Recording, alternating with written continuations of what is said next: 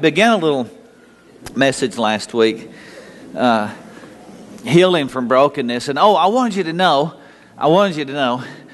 that the man bringing the message in a couple of weeks has appeared on the scene. The Reverend Richard Busby is back there.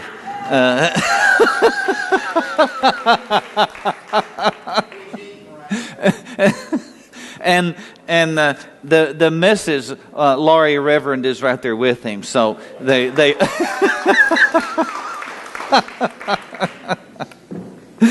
glad to have y'all on board. And I'll hear about this after the service. But okay, healing from brokenness.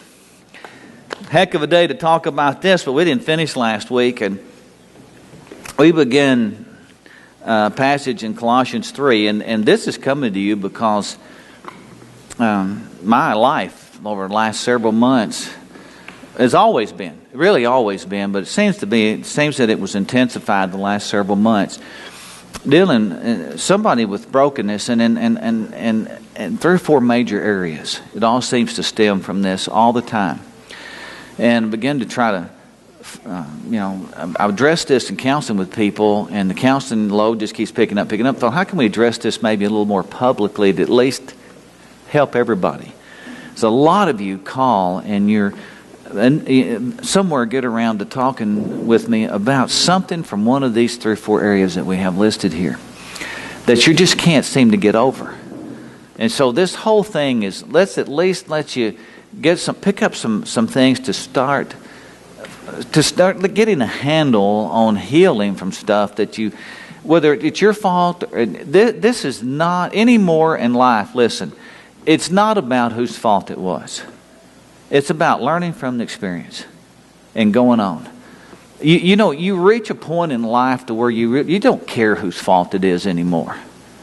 And I tell people that, and they start telling me it was their fault, Tony. I just want you to know I didn't do that. Or they take, some of us are the ones that take all the blame. It's all my fault. I shouldn't have married him. I should have done this. Shoulda, woulda, coulda. There comes that place to where it's like, I don't care. I really don't care whose fault it is.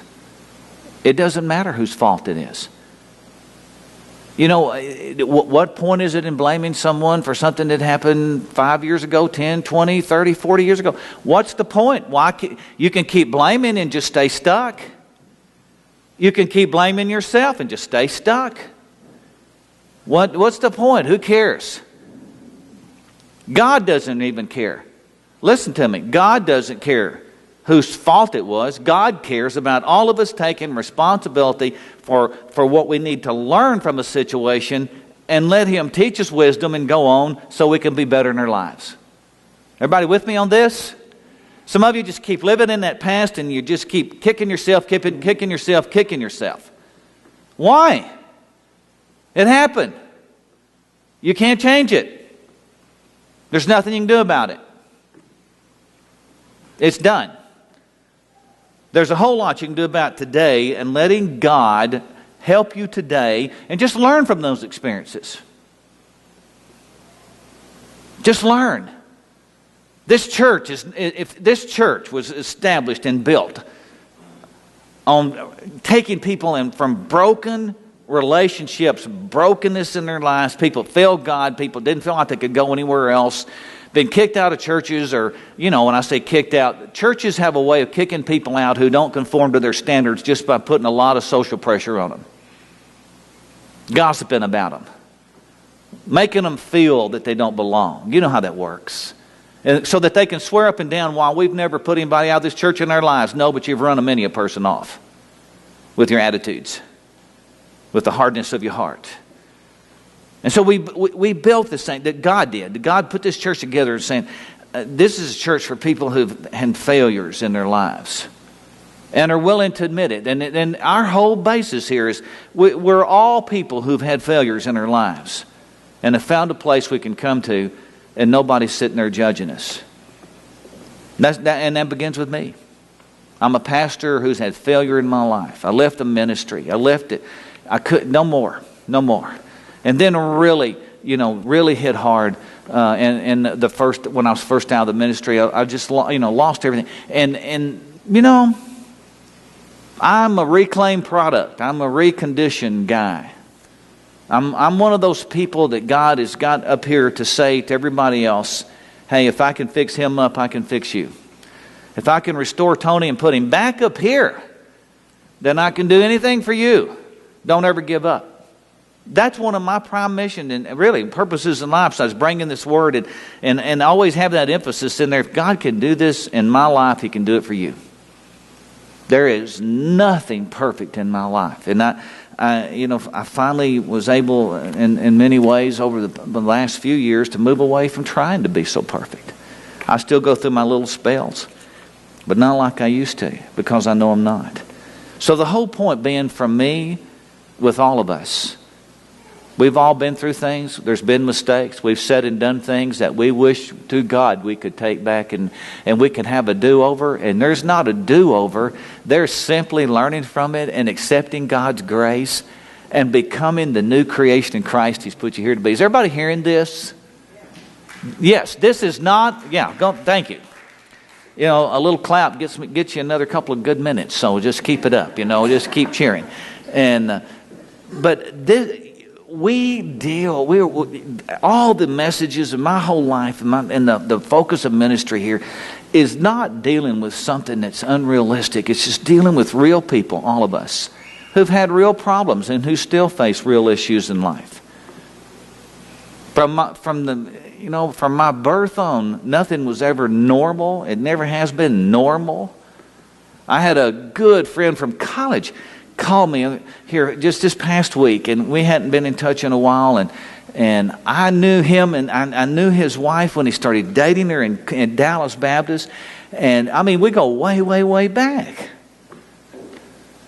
And we just got to talking there, and he was just kind of catching up on time, and we used to get in so much trouble out there, late to class. We've gone to many a class at that college, coming in from a duck hunt.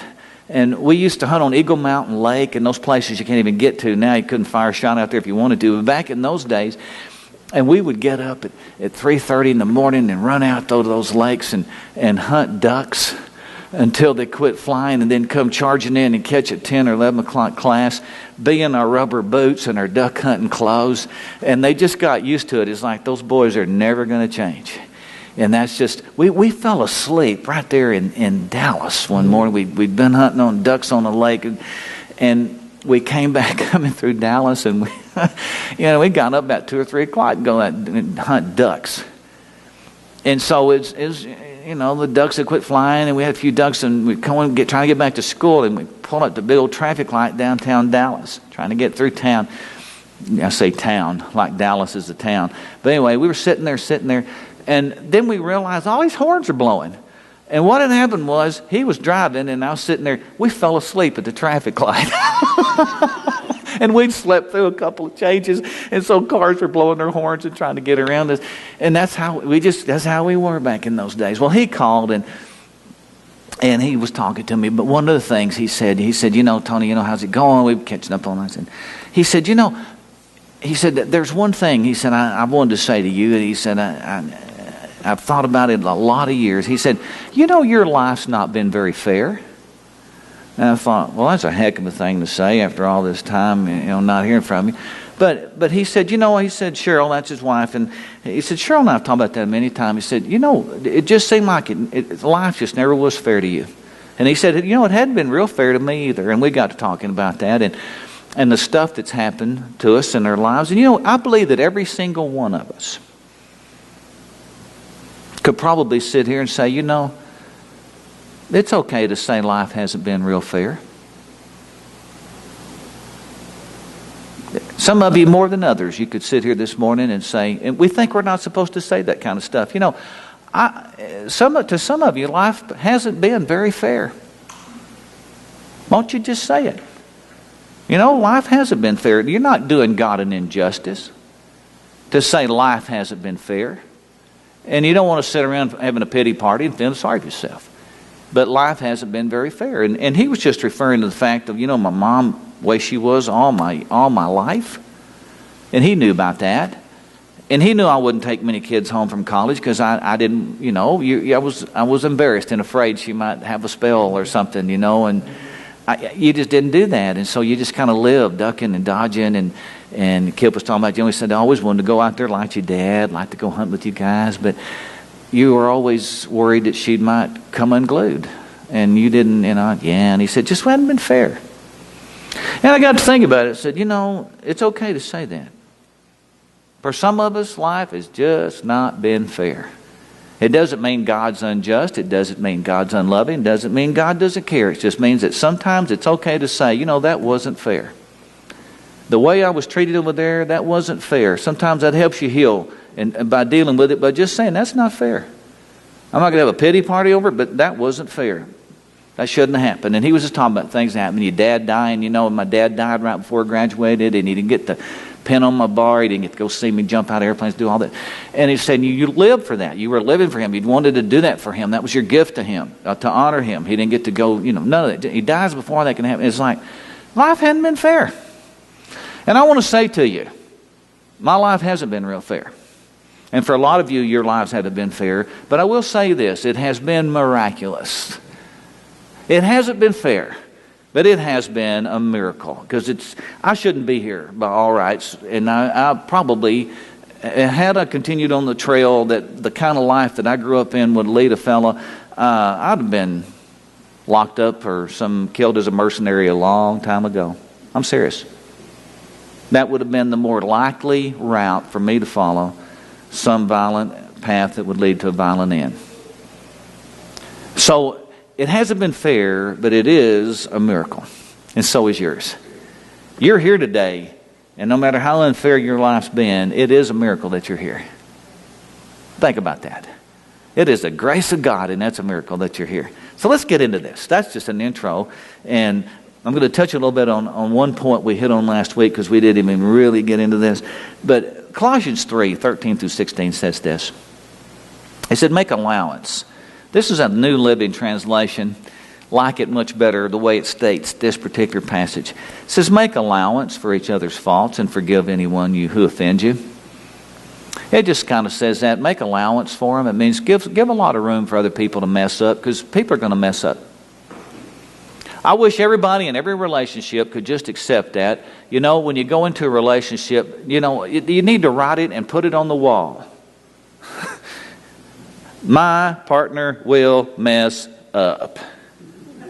And then you can put underneath that if you want to in smaller letters if it makes you feel better, and so will I. And then you just make allowance for that. So what? Big deal. We're all going to mess up. I don't know about any of you, but do you start to say something that you had formulated in the brain, but your tongue refuses to speak it like you thought it? And when it comes out, what you had in your head is not what comes out of your lips. And as soon as it comes out, your brain goes into a fog and says, I'm going to die for this. Any of you ever had that little issue that you thought this wonderful thing, but in the transmission to get it out, it didn't come out the right way, and you're going, oh God, save me. I really, that doesn't happen to me, but I see it happen to others all the time. Don't look at me, Dad. Don't look at. It happens all the time. You would think, being up here, Tony, you've learned communication. Are you kidding? Bringing messages is one thing. You're sitting there and how come a guy thinks something is so funny in his head, but when he says it, nobody laughs? Oh, thank you, sir. I see that hand back there. Yeah, what is the problem there? I know two of us do this. We get this thing and it's so funny in the head that it's like, I got to say this. And we say it and there is no smile on the receiver. And you realize this is not good. This is really, I thought that was so funny in my head. So what does all that mean? You say, why are you saying all this? We've got to make allowance for each other's faults, and we've got to forgive when what we thought was so funny doesn't come out so funny. And we've got to make a lot of allowance and forgive them by doing this. Just remember, the Lord forgave you. And when I look at my life, I will tell you this. It's a my life is a big reminder. Big flashing light all the time to say, Tony, don't hold anything against anybody. Don't hold anything against anybody. You know, you have had your moments, son. And growing up, I was not the kind of kid, I didn't steal, do all that, but I was one tough kid to deal with. My teachers, my poor teachers, I believe most of those in my, in the elementary school died prematurely from having me in their classes. I really do. I got my first spanking in the first grade, and got spankings. I got beat every year of my life till the 9th grade. Every year, you name it, we did it. And I was just one of those kids. And you know, I'm sure that premature gray appeared on many a teacher's head. I remember in the 4th grade, I got to tell you, I'll tell you one or two things. And you, some of you that's taught or thought about teaching, you might be going, that's the kid from hell that we hope we never ever get. In the 4th grade, we had a great 4th grade teacher, and she was a great teacher. She taught my mom. She taught me. She taught my sister. Taught my Uncle Ed. Taught my whole family. She'd been there forever. But they now for y'all down here, this is nothing. But there, this was a big thing. Where I lived, we didn't have all the stuff. So they got the little piñata thing, and we never had one of those. And they hung it from the ceiling, you know, and they were going to let us blindfold us, spin us around. No, we'd never done that. We thought that was great. And there was this boy that in the class, and there was, you know, and anyway, his family in that area at that time, they were pretty wealthy for that area, but he always wanted everybody to know they were wealthy. And he was just one of those kids, you know, that stuck it in your face. And the rest of us were poor kids. So me and you know, myself and another guy, we were both poor kids, and like all the rest of us. But he was always wearing his fancy little boots and stuff. And his mom, of course, always each year was the homeroom, you know, the room mom and all, and everything. You know, and our moms, of course, mine couldn't, his couldn't. But his name was Roy Davis, and they owned a little scuba place out on Possum Kingdom there, Scuba Point, it was called in those days. And his dad owned that, but they didn't, you know, you didn't make a lot of money with scuba divers coming out. But the rich guys, there would be ranchers' money. So anyway, we got in there, and we set him up. And so Roy and I got together and said, let's just do something to him. Thinks he's so smart. So we got up there, we said, hey, and his name was Tom, and we said, Tom, tell you what we're going to do. When they put the blindfold on you, and before they spin you around, they're going to spin you around, we'll guide you to it. We'll guide you to the piñata. And as you're going the right direction, if you're going the right direction, we'll go, and if you're not, you won't hear anything, so take another step, and as we get faster and faster, you'll know you're getting right there. Then when one of us starts, we start both together going, you're right at the piñata, just swing hard as you can. And we'll jump in there and get all the candy. So we had a plan. Except we guided him over to the Christmas tree. And so that was our plan. So he thinks he's going to the piñata, and we get him turned, and he starts going, and we start coughing faster and faster. And we get him to the Christmas tree, all out of that beautiful Christmas tree, and he's got his little broom thing. And then all of a sudden, and he just starts swinging and smash. They couldn't stop him. And he thought he heard the little bulbs and stuff breaking on the tree. He thought that was the candy hitting the ground. So he just starts smashing, and we're going louder. Good. And he smashed it, and he beat that Christmas tree. And his mom couldn't get him because he was swinging that broom. It was the greatest thing that ever happened in 4th grade. We got beat to death for it, but it was the greatest thing that happened in the 4th grade. There was glass, there was bulbs, there was everything all over the floor, little icicles flailing around, and it was a great day in the morning.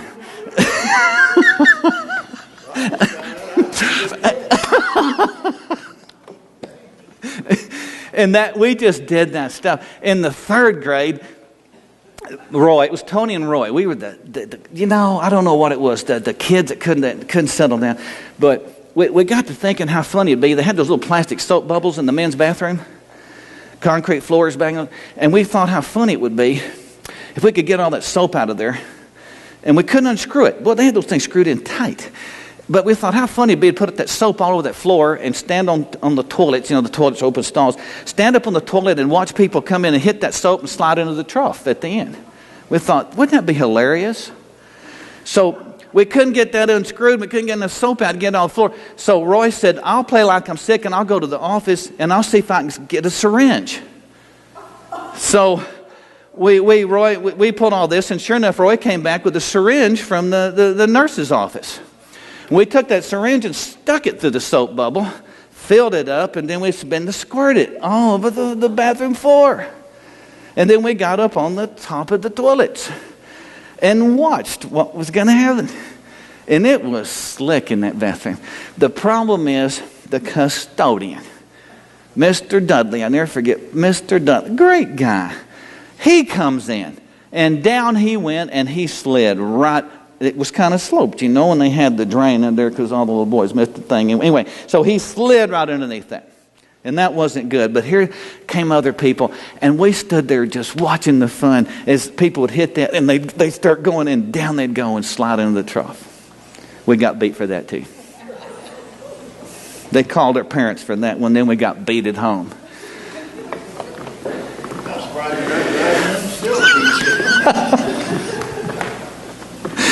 That's the kind of stuff we did all the time. I got beat in the 9th grade. I'll tell you this last story. I got to go on with this message. So you'll understand, we were just rough kids. That same boy, this same kid, all the money, got this brand new pair of dadgum boots, and he kept sticking them up in our face. Look at my new boots. And I had a pair of tennis shoes. I'll tell you, I had a pair of tennis shoes that my dad had put some tape over because they were worn out on the side, and they were taped. That's really how poor we were.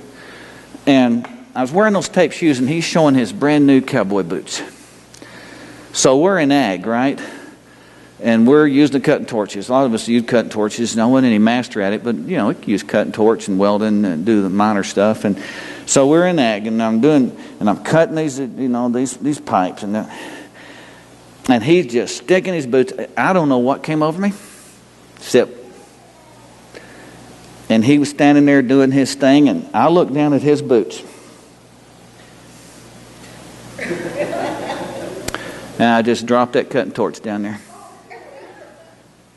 And before you know it, it's smoking, and the whole side of his boot's on fire. Burnt the whole side of his boot out. When he starts hollering and kicking, well, I go back to spraying, and of course, there's, I'm just cutting it.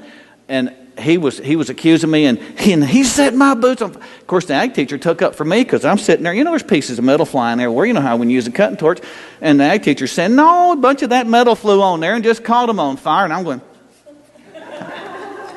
do nothing. I didn't get a spanking for that when I got out of that one.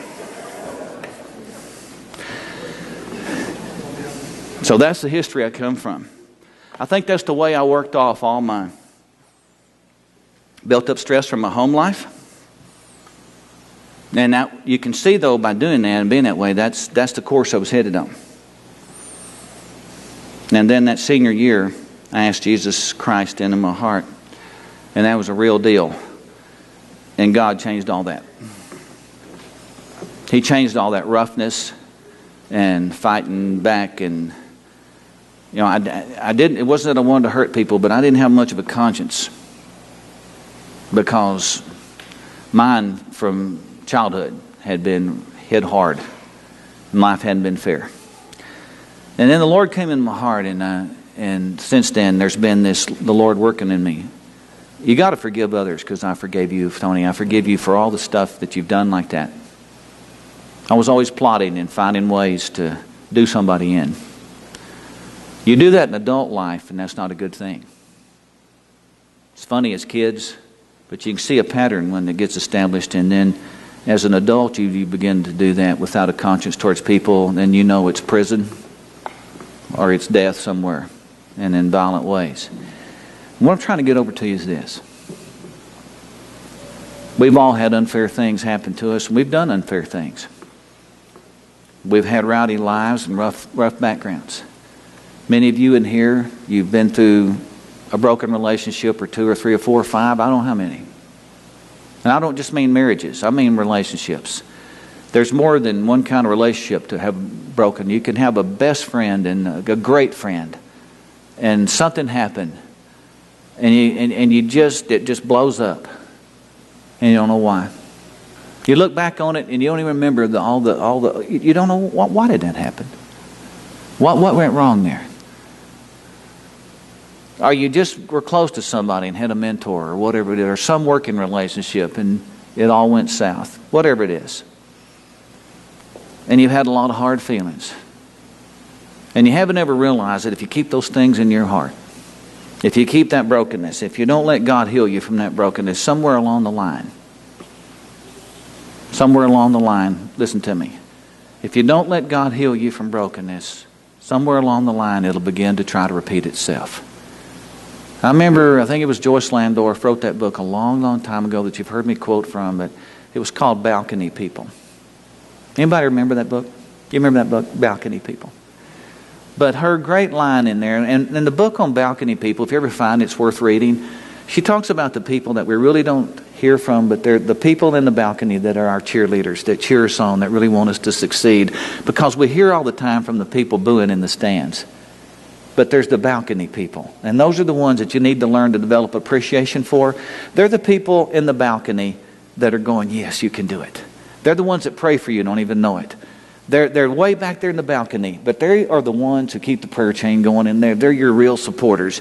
And we don't ever really notice the balcony people who really believe in us and love us and lift us to the Lord, because we're hearing so much from all the people here, the boos and the you could have done it better folks. And the balcony people are nothing but the people who truly believe in us and want the best. And no matter what we do, even if it's not a real good job, they're the ones still saying, good job, good for you, keep going. That's your balcony people. But one of the things she said in the book,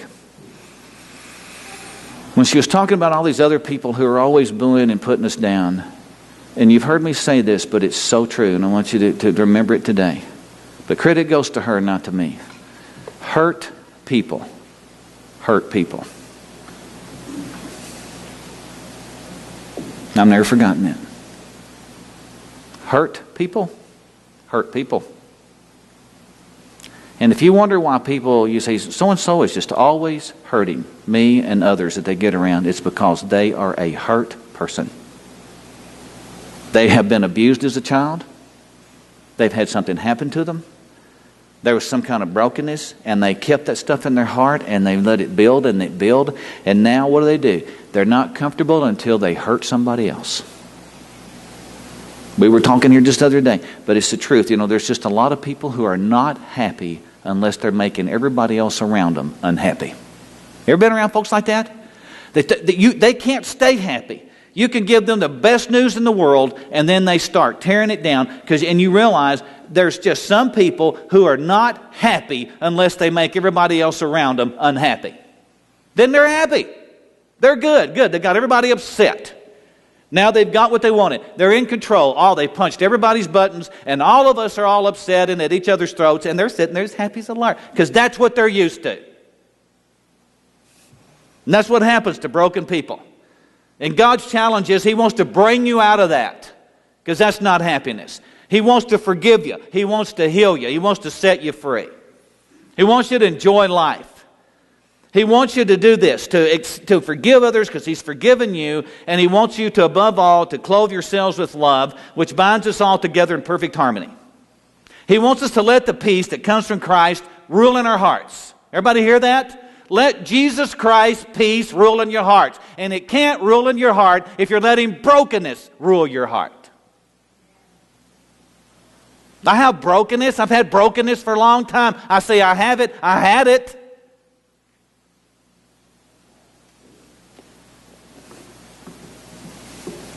You want to know one of the reasons I stayed a single man 17 solid years? Some of you don't know that. I've been single 17 years. And I determined I was never going to go through that again. And some of you know my background. You can understand maybe why. Ronnie, you're nodding your head. Bless your heart. Thank you. Thank you. I can see the compassion there. But it was rough. Wasn't fair. And it took a long time for me to ever have any self-esteem and feel like I was worth anything. And that's not a put down to anybody. That's not my place here. It's just simply to say the way it worked out. It robbed me of a lot of self-esteem, all of it nearly, and it was like somebody putting a foot on your head when you're flailing around the water just trying to get a breath and just holding you under. And so I just determined somewhere, hey, I'll be friends, I'll do this or that, I'll go eat or whatever. I'm not going to have this. You know what it was from? Brokenness. Brokenness from my childhood, brokenness in a relationship, and I just thought, there'll be no more brokenness, and I'll not hurt anybody, and I'll not be hurt.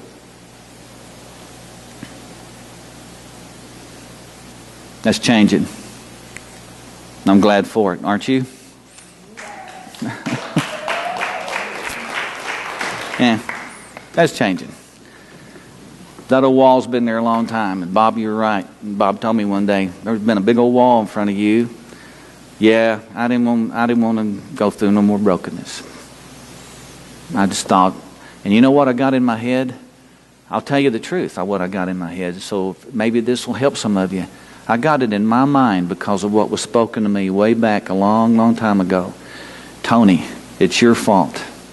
You're not a man that any woman could ever care about.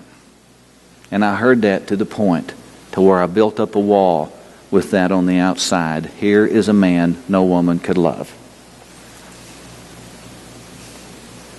And I've walked with that for 17 years.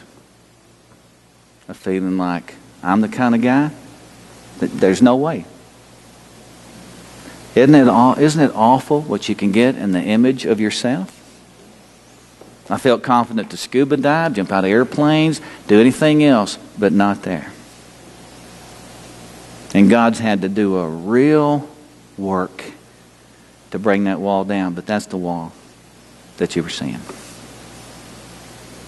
Still working. He's still working. It's a lot thinner than it was. Yeah, that old wall is not much, there's not there much anymore. But friends, I'm going to ask you something. How many of you may not have that similar wall, but how many of you have some walls from brokenness? Let me see. Just hold up a hand. Look at all over the place. Yep. Yeah. Yeah. Oh, yeah. And that's why this message, that's why you're hearing this shared, and I'm doing it, and I'm trying to do this as easily and gently as possible because this could be harsh, and I don't want it to be. So let me get into this. He says, let this peace rule, and as members of one body, you're called to live in peace. And he says, always be thankful and let the message about Christ in all its fullness fill your lives. Teach and counsel each other with all the wisdom he gives, and sing psalms and hymns and spiritual songs to God with thankful hearts. I gave you last week this insight that a broken heart, if not dealt with, will become your prison. You know how I know that? Because it's been my prison for 17 years. Actually, it's not 17 years. To be real honest with you, I've had a broken heart from one thing or another that's kept me in a broken heart prison for 61 years.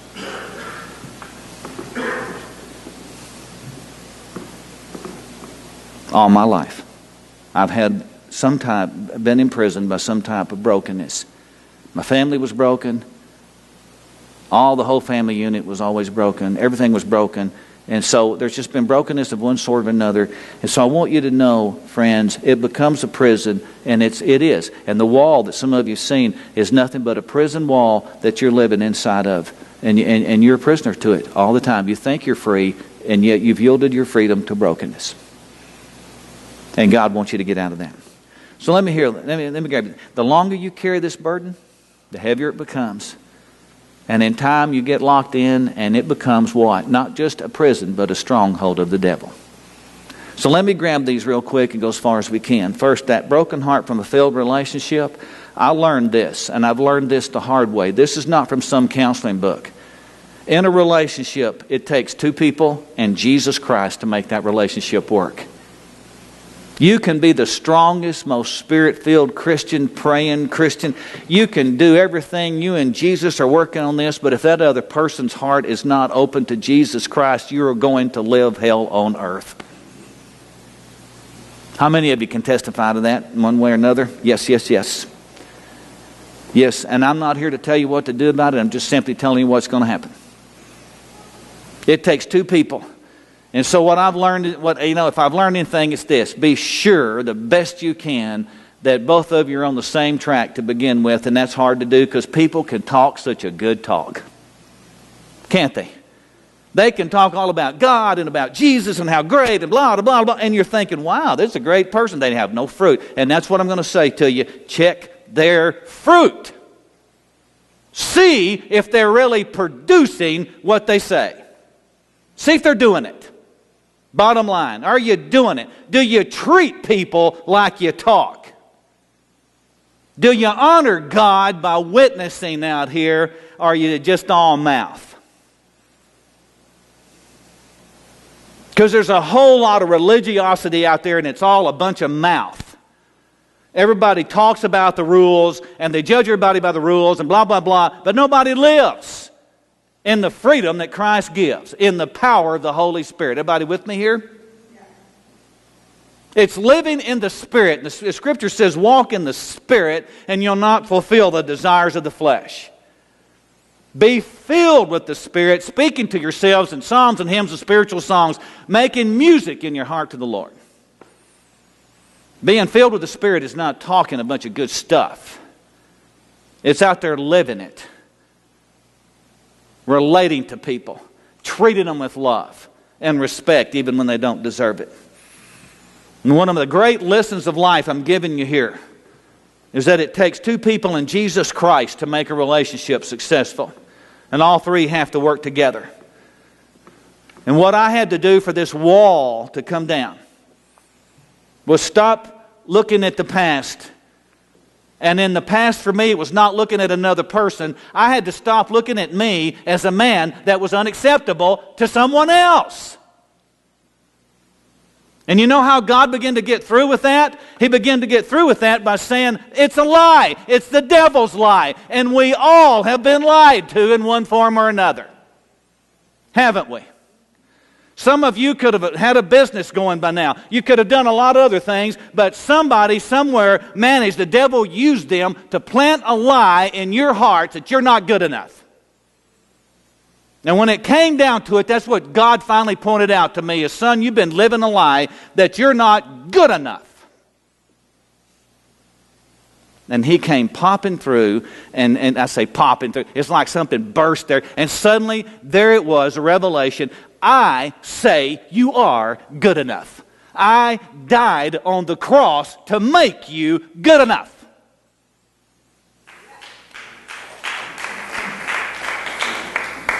About 8 or 10 of you got that. The rest of you, I don't know where you are right now. Do you not see this? Jesus Christ's death on the cross is a proclamation that you have been made good enough by putting your faith in Him. There's not a person in this room, listen to me, there's not a person in this room unworthy of being loved. That's a lie out of hell. God created you in His image. He died on the cross. He rose again. You know what all that is? It's a statement to every one of us. And He proclaims it in John 3. What is it? What is the statement? God so loves you that He gave His only begotten Son, that whoever of you believes in Him will not perish but have everlasting life. You are worthy of the love of God, because God says so.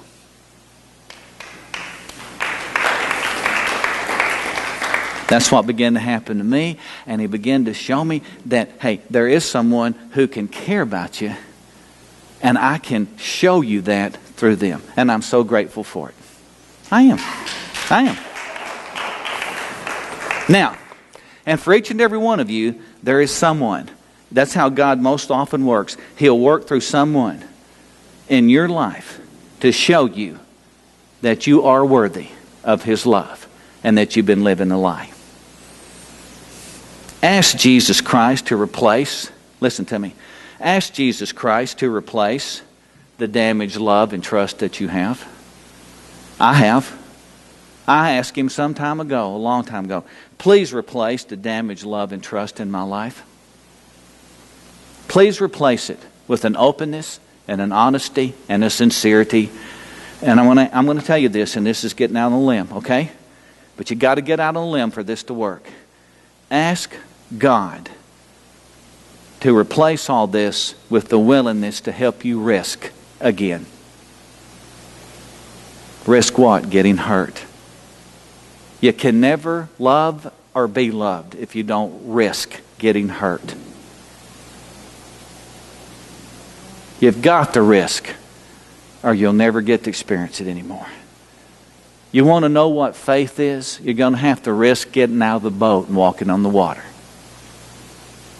You're going to have to step out of your safety zone, your paradigm that you formed, your little boat of safety, and you're going to have to get out and do something you've never done before. Go somewhere you've never been. Get involved in some things and ministries, people in life that you never thought you'd get involved with. You're going to have to do that, and it's a risk. All of life is a risk. Everything. If you're going to live, you have to risk. And love is the greatest risk of all. Because there's a bunch of unknowns when you love. When you really put your love in, and you have the loving God with all your heart, soul, strength, mind, and might, you have no idea what that's going to mean or where it will take you. That's why a lot of people hold back a little bit with God. Because when you throw your whole self into loving God with everything you have, you don't know where that's going to go. And then He says, love your neighbor as yourself. I've been reading a passage in John 15, and it's so powerful. But He's saying, it's the essence of Christianity. You know what it boils down to? He said, I want you, Jesus says, love each other as I've loved you. But then He goes on a little further and He says, there is no greater love than to lay down one's life for one's friend. And now there is where it all comes together. And are you willing to risk that? You haven't loved till you lay down yourself for another person and love them more than you love you. You won't know God until you love God more than you love you. People say, I want a relationship with Christ. I want to be filled with the Holy Spirit. Then are you willing to get out right on the very edge and step off of that and begin to love God more than you love yourself? And see where that leads you. I'll tell you one thing it'll do. It'll heal you from these broken and failed relationships. And I'll tell you one thing about a relationship with Jesus Christ. When you allow a relationship with Jesus, I've learned this. When you allow a relationship with Jesus Christ, I've seen Him inevitably bring a relationship with His chosen one for you. God is the most giving God I've ever seen. You fall in love with Him and you let Him come in your heart and you begin to experience Him in His fullness, and inevitably He'll bring someone and He'll use that someone and He'll say, here, thank you for loving me. I give you a gift. And He's such a giving God. Each and every one of you, He's loving you through another person. Don't you see that? He's not here physically. Yes, He loves you in the Spirit, but how do we really experience the love of God? It's when God's other that He's chosen for us, whatever situation that may be, whatever position it may be, it's when He's loving you through another that He's chosen. And how sweet that is. How beautiful that is. And how you're looking at me so odd. How about a broken heart from failing God? We've got time just to finish this one. There's a broken heart from failed relationships, but how do you heal from a broken heart from failing the Lord? Do any of you in this room struggle with any kind of guilt, blame, low self-esteem, shame, conviction that you failed God? Thanks. Anybody else? Thank you. A bunch of us. Me too. Me too. If there's any struggle in my life, it's been a vicious struggle. It's this one right here. Because when I left the ministry, and I went over the edge. And the hardest thing to come back from was this. Now I wrote this way to give you this note. One of the most difficult obstacles that a Christian will ever face is dealing with the fact that they let the Lord down. They knew that this was not what God wanted. And this went right off the edge anyway. I went so far as to I couldn't even feel what God wanted anymore. Numb. No feelings, no connection. Nothing. Numbed out. Just existed and had no real awareness of where, how, what, and didn't matter. Until late at night, in a sky full of stars, and something came out of me. It's a God thing, Holy Spirit thing, and something came out of me and just uttered out loud, God help me. God help me. I began to cry that, God help me. I don't know where I am or what I'm doing. God help me. And then there was just this warmth, this presence. Something began to happen, and it was like an openness and understanding. And I began to look around, and I asked God, how did I get here? What am I doing in this situation? What's happened to me? God saved me. And did. He did. He did. And He'll do that for you. I had a broken heart from letting God down. I knew what God wanted. And then I lost track of what God wanted. And then there was a time when I couldn't even feel and know and didn't even know if I cared about what God wanted. Have any of you ever been there? So hurt, so numbed out, so beat up by life? Any of you? This is honesty day. There you are. Go ahead. It's okay. I'm raising mine too. We're all in this together. That's the kind of church we are. That's why we're built this. That's why God made us this way. There's only one solution that I've ever found. There is only one solution. Before I get to it, let me tell you what I found. Here's what I experienced, so I put it this way. Failing God brings a sense of blame,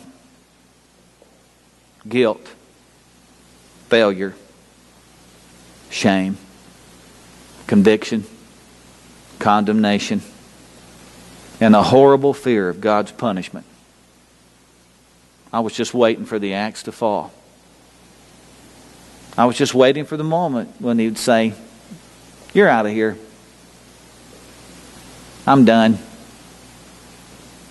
The axe did fall. The axe did fall, but I'm going to tell you how it falls. All these things I feared never came to pass. But the axe did fall, if you want to put it in those terms. Because there came that day, out there in the middle of nowhere, that I fell on my face and just said, God, take me out of here.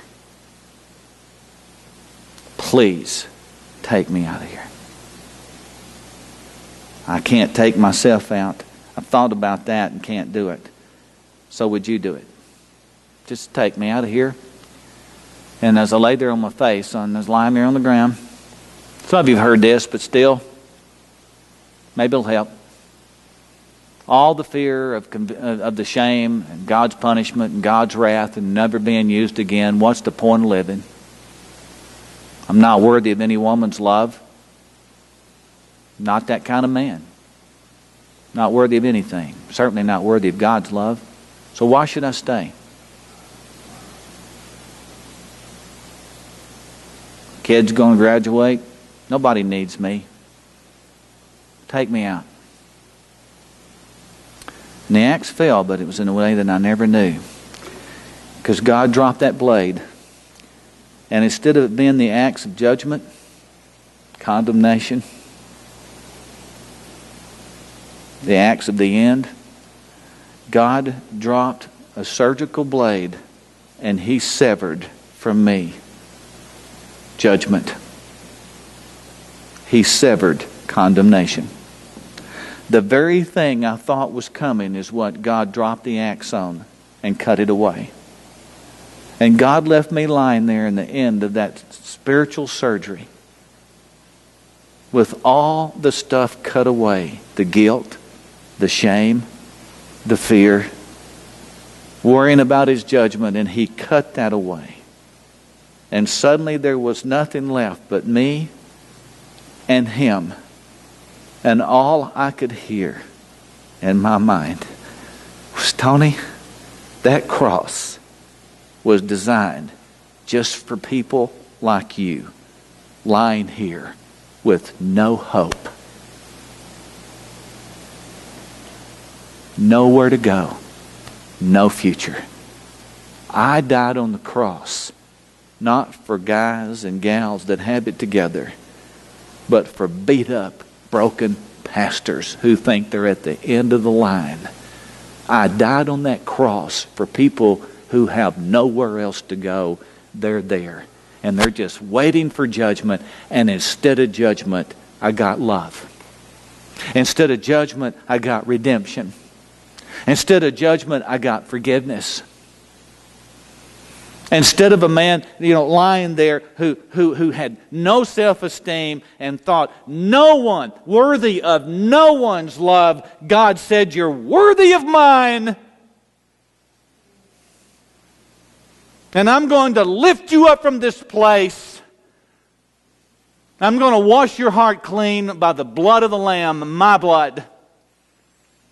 And I'm going to return you to life, and life in abundance, because that's who I, Jesus Christ, really am."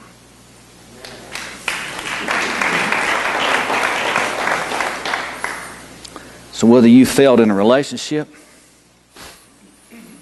or you've just flat disobeyed and you've gone off the deep, or maybe you didn't know what you were doing, in the end it doesn't matter. There's a couple more points to this, but darned if I can get to them today. Just have to finish them another time. I just want to leave this with you today. Jesus Christ has no judgment for you. I don't care what people have said, and I don't care what the devil's saying in your mind. Jesus Christ is not here to judge you. He's come to save you. Jesus said, "I've come to give you life and give it in abundance." He said, "Whosoever calls on the name of the Lord will in no way be cast out." Me, I believe I was very much like the woman who walked in, and when he was in the Pharisee's house, y'all remember that? She upset the scene so much and was rubbing his feet with her hair. In the end, that's who I am.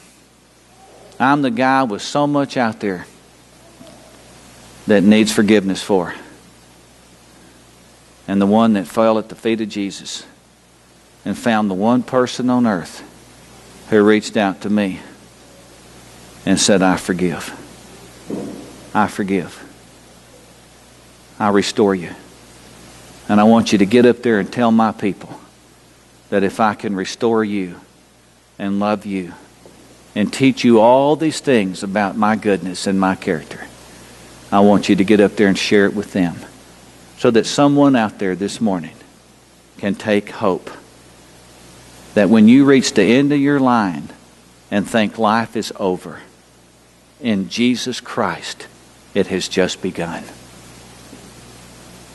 When I reach the end of me, I find the beginning of Christ and life in abundance. Let's stand.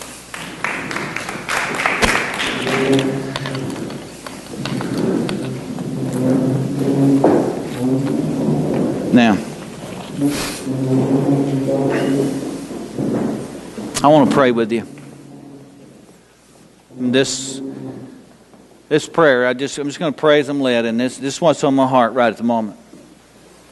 I sense it, I feel it. But some of you have come into this place and you want to be happy. You want to rejoice. You want to feel good. You want to feel good about God and yourself, but deep down, you've come in here feeling very much like the person's described here. What you saw described here, the way you feel, the hopelessness and the helplessness, brokenness, all the fear of so many things. All this stuff that you've heard this morning was the life I lived before Full Life Fellowship came into being. This is nothing but a picture of Tony's life. All those years when life was not life, it was hell on earth. When each day was just another continuance of the day before and its misery. Just get my kid through school so I can leave this planet. Because I can't feed her any more top ramen and peanut butter and try to convince her that everything's okay. But that's just all we could do. Well, I'm telling you that when it looks like it's all over and there's no more hope, there's no more help, there's no more friendships, no more people, that's when it's just going to begin. Because He came to me and He lifted me up. Before you know it, those circumstances prevailed that got me in that little church down at Leon Springs. And from Leon Springs came Full Life Fellowship. And I've been with you guys ever since, and I don't regret one day of it. I sure would regret it if the Lord would tuck me home, because I have had a many a great day with you, and I'm looking to a many a more. I'm having more in my life now than I've ever known, and I'm grateful to God, to you, to so many. To each of you, my friends, I say to you, take hope. What He's done for me, He'll do for you. And He's doing it right now. Take hope in the Lord. He did it all for you on that cross. Life has just begun. Life in abundance. Take it. Take it. And live in Him. In Jesus' name, amen. God bless.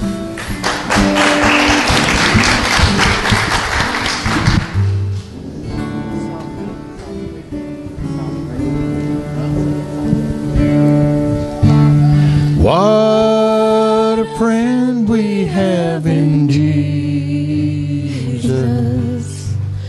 All our sins and griefs to bear.